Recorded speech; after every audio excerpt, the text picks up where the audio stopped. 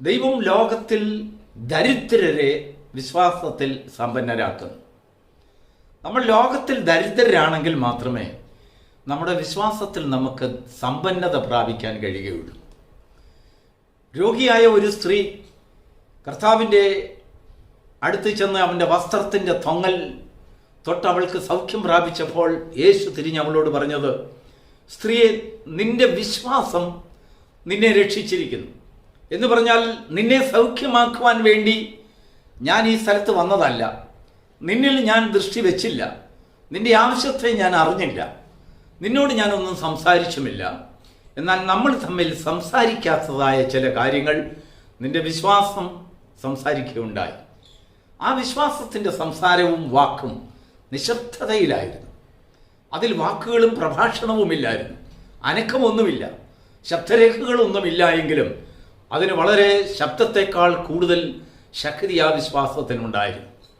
ചിലപ്പോഴൊക്കെ നമ്മൾ വിശ്വാസത്താൽ ദൈവത്തിൽ ബലപ്പെടേണ്ടതായിട്ടുണ്ട്. നമ്മുടെ വാക്കുകളും അല്ലെങ്കിൽ നമ്മുടെ ആ പ്രചോദനകരമായിട്ടുള്ള ഇടപാടുകളുമൊന്നും ദൈവസന്നിധിയിൽ പലപ്പോഴും വിലപ്പോകുന്നില്ല എന്നാണ് അതിൻ്റെ അർത്ഥം. നമുക്കറിയാം, നോഹയെ ദൈവം ഒരു പ്രവൃത്തിക്കായി തിരഞ്ഞെടുത്തപ്പോൾ അവൻ്റെ വാക്ചാതുര്യത്തെ ദൈവം റെക്കോർഡ് ചെയ്തില്ല.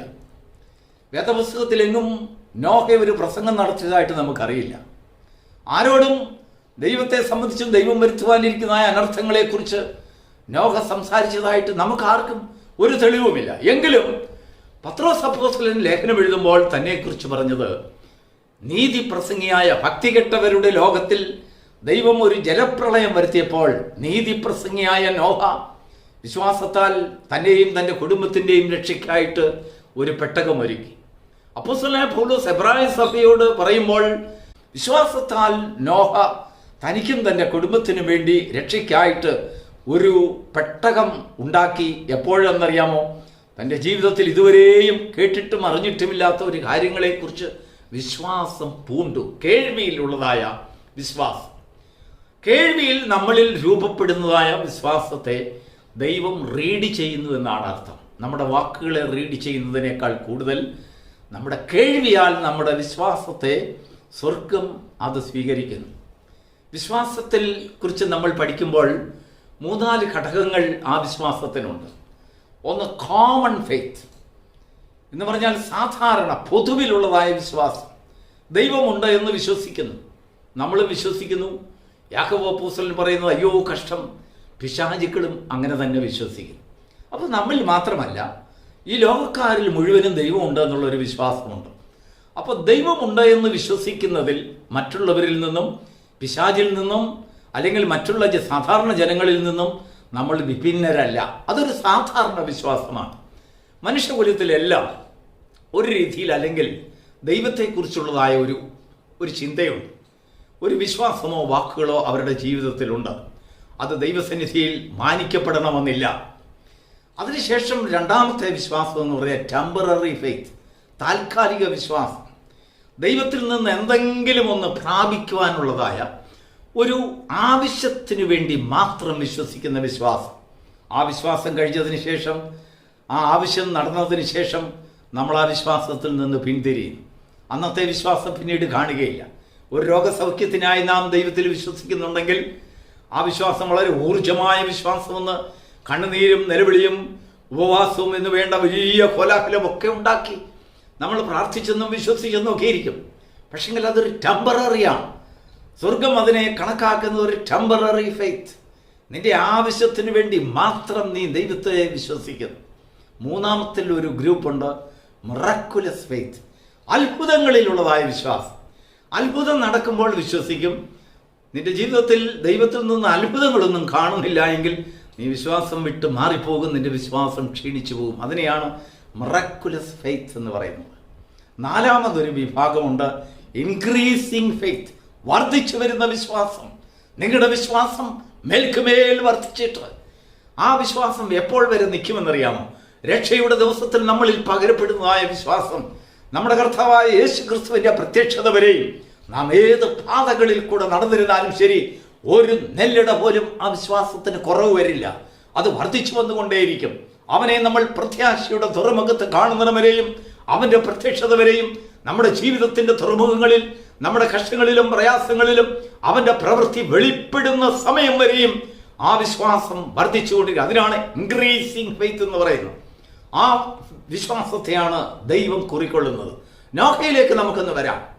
നോഹയുടെ ജീവിതത്തിൽ നമ്മൾ നോക്കുമ്പോൾ നീതി പ്രസംഗി എന്നുള്ളതായ ഒരു പേര് ഭക്തന്മാർ തനിക്ക് കൊടുത്തെങ്കിലും താൻ പ്രസംഗിച്ചതായ ഒരു പ്രസംഗം പോലും ഒന്നും രേഖപ്പെടുത്തിയിട്ടില്ല. നോക്കൂ, നോഹ ഒരു വാക്ചാതുര്യമുള്ള മനുഷ്യനല്ലായിരുന്നിരിക്കണം. ദൈവം തെരഞ്ഞെടുത്ത മനുഷ്യരൊക്കെയും അങ്ങനെയാണ്. മോശയെ ദൈവം തെരഞ്ഞെടുത്തു, അവൻ വിക്കനായിരുന്നു. പല പ്രാവശ്യം ദൈവത്തോട് പറഞ്ഞ, കർത്താവേ, ഞാനൊരു വിക്കനാണ്, എന്നെ കൊണ്ട് ഇത്ര വലിയ ഒരു ജനസമൂഹത്തെ നടത്തുവാൻ സാധ്യമല്ല. അപ്പോൾ ദൈവം അവനോട് പറഞ്ഞത്, വിക്കനെയും ഊമനെയും ചെകിടനെയും കുരുടനെയും ഞാനാണ് സൃഷ്ടിച്ചത്. അവരെ അവരുടേതായ അവസ്ഥയിൽ നടത്തുവാനും അവരെ വലിയവരാക്കുവാനും എനിക്ക് കഴിയും. മോശയെ ദൈവം അവൻ്റെ വിക്കിൽ നിന്ന് സൗഖ്യം കൊടുത്തിട്ടല്ല അവനെ മുമ്പോട്ട് നടത്തുവാൻ ദൈവം പ്രേരിതപ്പെട്ടത്. അപ്പോസ്തലനായ പൗലോസിനെ നോക്കൂ, തൻ്റെ ജീവിതത്തിൽ ബലഹീനതകളൊക്കെ ഉണ്ട്. ധാരാളം അറിവുകളും ജ്ഞാനങ്ങളും പ്രസംഗവും ഒക്കെ ഉണ്ടെങ്കിലും ആരോടും പറയാത്തതായ ഒരു രോഗവും വേദനയും താൻ കടിച്ചമർത്തി ബലഹീനതയിൽ നിന്ന് ബലഹീനതയിലേക്ക് പല പ്രാവശ്യം തനിക്ക് നീങ്ങുവാൻ കഴിയാത്ത രീതിയിലുള്ള പ്രയാസമുണ്ടായി. താൻ രേഖപ്പെടുത്തിയിരിക്കുന്നത് 3 പ്രാവശ്യം ഞാൻ നിയന്ത്രണം വിട്ട് അല്ലെങ്കിൽ സഹികെട്ട് കർത്താവിനോട് പറഞ്ഞ് എനിക്ക് സൗഖ്യം തന്നേ പറ്റൂ. ദൈവം കൊടുത്തതായ മറുപടി, എൻ്റെ കൃപ നിനക്ക് മതി. നമ്മുടെ ജീവിതത്തിൽ നാം പരിശോധിക്കുമ്പോൾ നമ്മുടെ കഴിവും ജ്ഞാനവും നമ്മുടെ ബുദ്ധിയും പ്രസംഗവും വാക്കുകളുമല്ല നമ്മെ ദൈവത്തോട് അടുപ്പിക്കുന്നത്. നമ്മെ ഉപയോഗിക്കാൻ വേണ്ടി ദൈവം ഉപയോഗിക്കുന്ന മാനദണ്ഡം നമ്മുടെ വാക്കുകളുടെ ബലമല്ല, നമ്മുടെ വിശ്വാസത്തിൻ്റെ പ്രവൃത്തിയാണ്. നോഹയുടെ പ്രവൃത്തിയാണ് ദൈവം കണക്കിട്ടത്. അവൻ്റെ പ്രവൃത്തിയോടുകൂടെ ദൈവം സഞ്ചരിക്കുകയുണ്ടായി. നോഹ തൻ്റെ പ്രവൃത്തിയാൽ അവൻ്റെ പ്രസംഗത്തെയും സംസാരത്തെയും ലോകത്തിന് വെളിപ്പെടുത്തി കൊടുത്തു. അവൻ്റെ വാക്കുകളുടെ ശക്തിയല്ല, അവൻ്റെ പ്രവൃത്തി. ആ സംഗതി ദൈവം അരുളി ചെയ്യുന്നതായ വിഷയങ്ങളെക്കുറിച്ചുള്ളതായ ഒരു ദർശനം അവൻ്റെ ജീവിതത്തിലുണ്ടായി. മനുഷ്യർ ലോകത്തിൽ ഉണങ്ങി വരേണ്ടതായ പ്രകാശമുള്ളതായ ഒരു ലോകത്തെ കണ്ടെങ്കിൽ നോഹ കണ്ടത് ജലപ്രളയത്താൽ മുങ്ങുന്നതായ ഒരു ലോകത്തെ അവൻ്റെ മുൻപിൽ കണ്ടു. പ്രകാശമേറിയാൽ സൂര്യൻ ഉദിച്ച് അല്ലെങ്കിൽ പ്രകാശത്താൽ നിറഞ്ഞു നിൽക്കുന്നതായ ഒരു ലോകത്തിന്റെ ഒരു പകൽ വെളിച്ചത്തെ ഈ ലോകം ദർശിച്ചെങ്കിൽ നോഹ കണ്ടത് കൊട്ടിയടച്ചു പെയ്യുന്നതായ മഴയും ഇരുളേറിയതായ അനുഭവവും നോഹ ദർശനത്തിലൂടെ കാണുകയുണ്ടായി. താൻ പണിതതായ പെട്ടകത്തിന്റെ പണിയുടെ ആരംഭം മുതൽ അവസാനം വരെയും ആ ദർശനം തന്നിൽ നിന്നും നഷ്ടപ്പെട്ടു പോയില്ല. ഏതെങ്കിലും ഒരു സമയത്ത് തൻ്റെ ജീവിതത്തിൽ ആ ദർശനം നഷ്ടപ്പെട്ടു പോയിരുന്നെങ്കിൽ തൻ്റെ പെട്ടകം പണി തനിക്ക് പൂർത്തീകരിക്കാൻ കഴിയില്ലായിരുന്നു. നമ്മുടെ ജീവിതത്തിലേക്ക് ഒന്ന് കടന്നു വരാം. നമുക്ക് നമ്മുടെ ജീവിതത്തിലെ അറിവും ജ്ഞാനങ്ങളും മഹത്വരകളും ആധുനികകരമായ ചിന്താഗതികളും അല്ലെങ്കിൽ അനേക ജ്ഞാനങ്ങളും വിവേകങ്ങളുമല്ല നമ്മെ കർത്താവിനോട് അടുപ്പിക്കുന്നത്, ദൈവത്തോടെ അടുപ്പിക്കുന്നത്. നമുക്കും നമ്മുടെ കുടുംബത്തിനും രക്ഷയായിത്തീരുന്നത് വിശ്വാസത്തിൻ്റെ ശ്രേഷ്ഠതയാണ്. എങ്ങനെ വിശ്വാസത്താൽ ശ്രേഷ്ഠത പ്രാപിക്കാം? നാം വിശ്വസിക്കുന്നതിനെ നമ്മുടെ പ്രവൃത്തിയിൽ കൂടെ കൊണ്ടുവരുവാൻ നമുക്ക് സാധിക്കുമെങ്കിൽ ആ കേട്ടതിൻ്റെ യാഥാർത്ഥ്യങ്ങളെ ദൈവത്തോടു കൂടെ നടക്കുന്നവൻ എന്നുള്ളതായ ഒരു കേൾവി, ആ ഒരു ദൈവത്തിൽ നിന്ന് ലഭിക്കുന്നതായ അനുഗ്രഹങ്ങളും ആ ദൈവത്തിൻ്റെ സാന്നിധ്യവും മറ്റുള്ളവരിലേക്ക് വെളിപ്പെടുത്തുവാൻ നമുക്ക് സാധിക്കുമെങ്കിൽ അതാണ് ദൈവസന്നിധിയിൽ ഏറ്റവും മാന്യമേറിയത്. അതാണ് നമ്മുടെ സൗഖ്യത്തിന് കാരണമായി തീരുന്നത്. സ്ത്രീ, നിന്റെ വിശ്വാസം നിന്നെ രക്ഷിച്ചിരിക്കുന്നു എന്ന് കർത്താവ് പറയുമ്പോൾ ആ വിശ്വാസത്തിന് ശക്തിയുണ്ട്. നമ്മെ രക്ഷിപ്പാനും നമ്മെ നശിപ്പിക്കുവാനും ആ വിശ്വാസത്താൽ കഴിയും. എങ്കിലും ആ വിശ്വാസം പോസിറ്റീവായിട്ട് നമ്മിൽ വ്യാപരിക്കുമ്പോൾ അത് നമ്മുടെ നന്മയ്ക്കായി അത് ഉതകുന്നു. നെഗറ്റീവായി നമ്മിൽ വരുമ്പോൾ നാം കാണുന്നതും നാം ചിന്തിക്കുന്നതും നമ്മൾ ദർശിക്കുന്നതും നമ്മൾ കേൾക്കുന്നതുമെല്ലാം നമ്മുടെ ജീവിതത്തിൽ ചോദ്യങ്ങൾ കൊണ്ടുവരും. അതെന്താണ് അങ്ങനെ, അതെന്താണ് ഇങ്ങനെ? ദൈവം കൃപ തന്നെങ്കിൽ മാത്രമേ നമുക്ക് വിശ്വസിക്കാൻ കഴിയുള്ളൂ. നമുക്ക് സ്വതവേ വിശ്വാസികളാകുവാൻ കഴിയുകയില്ല, നമുക്ക് സ്വതവേ ജ്ഞാനികളാകുവാൻ കഴിയുകയില്ല. പക്ഷേ ദൈവം തരുന്ന വിശ്വാസത്തിൻ്റെ ആ മാധുര്യത നമ്മുടെ ജീവിതത്തിലും നമ്മുടെ ചോദ്യങ്ങൾക്കുള്ളതായ മറുപടി നാം തന്നെ നമ്മുടെ മനസാക്ഷിയോട് കൊടുക്കുന്നവരാണെങ്കിലേ ആ വിശ്വാസത്തിൽ വളരുവാൻ കഴിയുള്ളൂ. നമ്മുടെ വാക്കുകളും നമ്മുടെ ചിന്തകളുമൊക്കെ നമ്മുടെ മനസാക്ഷിയിൽ നമുക്ക് ഉത്തരം കിട്ടാത്തതാൽ ഉത്തരം കൊടുക്കുവാൻ കഴിയാത്തതായ വിഷയങ്ങളായി അല്ലെങ്കിൽ കൊടും പാറകളായി, തടങ്കൽ പാറകളായി നമ്മുടെ ജീവിതത്തിൽ അവശേഷിക്കുമ്പോൾ അനേക ചോദ്യങ്ങൾ നമ്മുടെ മുൻപിൽ വരും. ദൈവത്തിന് ഇങ്ങനെയുള്ള കഴിവുകളുണ്ടോ? അല്ലെങ്കിൽ വിശ്വാസത്താൽ ഇന്നതൊക്കെ സാധിക്കുമോ എന്നൊക്കെ നമ്മൾ ചിന്തിക്കും. എന്നാൽ പ്രിയപ്പെട്ട ദൈവമക്കളെ, നമ്മുടെ ജീവിതത്തിൽ അങ്ങനെയുള്ളതായ ഒരു സംശയത്തിന്റെ വരമ്പുകളിൽ കൂടെയുള്ള യാത്രയല്ല, എന്നാൽ വിശ്വാസത്തിന്റെ വിശാലതകളിൽ കൂടെ നാം ജീവിതത്തിന്റെ യാഥാർത്ഥ്യങ്ങളിലേക്ക് കടന്നു പോകുമ്പോൾ അത് നമ്മുടെ രക്ഷയ്ക്ക് വേണ്ടി മാത്രമല്ല, നമ്മുടെ കുടുംബത്തിന്റെ രക്ഷയ്ക്കും അത് കാരണമായിത്തീരുന്നു, നമ്മുടെ കുഞ്ഞുങ്ങളുടെ രക്ഷയ്ക്ക് കാരണമായിത്തീരുന്നു. നമ്മുടെ ഭാര്യയും നമ്മുടെ മാതാപിതാക്കളും നമ്മുടെ സഹോദരങ്ങളും മക്കളും മരുമക്കളും നമുക്കുള്ളതൊക്കെയും രക്ഷ പ്രാപിക്കുന്നത് മാത്രമല്ല, നമ്മുടെ പ്രവൃത്തി കണ്ട് വിശ്വസിക്കുന്ന ചില മൃഗങ്ങളും അല്ലെങ്കിൽ കഴുതകളും അല്ലെങ്കിൽ സംസാരിക്കുവാൻ ശേഷിയില്ലാത്തതായ ചില മൃഗജാലങ്ങളും പക്ഷികളും എല്ലാ ജീവജാലങ്ങൾക്കും നാം ഒരു അനുഗ്രഹമായി മാറുന്നു. ദേശത്തിൽ നാം പ്രസിദ്ധരായിത്തീരുന്നു. എപ്പോഴാണെന്നറിയാമോ? ദൈവം നമ്മെ പ്രസിദ്ധരാക്കുമ്പോൾ അതിൻ്റെ ദൈവത്തിൻ്റെ പദ്ധതിയുടെ നിവൃത്തികൾ വരെയും ഒരുപക്ഷെങ്കിൽ നമ്മൾ പ്രസിദ്ധരാകുകയില്ല. എന്നാൽ പെട്ടകം അരാരാത്ത പർവ്വതത്തിൽ ഉറച്ചതിന് ശേഷം നോഹയുടെ പ്രസിദ്ധി വർദ്ധിക്കുവാൻ തുടങ്ങി. അവനെക്കുറിച്ച് ലോകം അറിയുവാൻ തുടങ്ങി. അവൻ്റെ പ്രസംഗം അപ്പോഴാണ് ലോകത്തിന് വെളിപ്പെട്ടത്. അവൻ തീർച്ചയായിട്ടും ഒരു നീതി പ്രസംഗിയായിരുന്നു. വേദപുസ്തകത്തിൽ അവൻ്റെ പ്രസംഗം ഒന്നും രേഖപ്പെടുത്തിയില്ലെങ്കിലും വിശ്വാസത്താൽ അവൻ്റെ പ്രസംഗത്തെക്കുറിച്ച് പത്രോസിന് കേൾക്കുവാനിടയായിത്തീർന്നു. ആത്മാവിൽ സഞ്ചരിച്ചപ്പോൾ ആ പ്രസംഗം അദ്ദേഹത്തിന്റെ ബുദ്ധിയിൽ തെളിവായി വന്നു.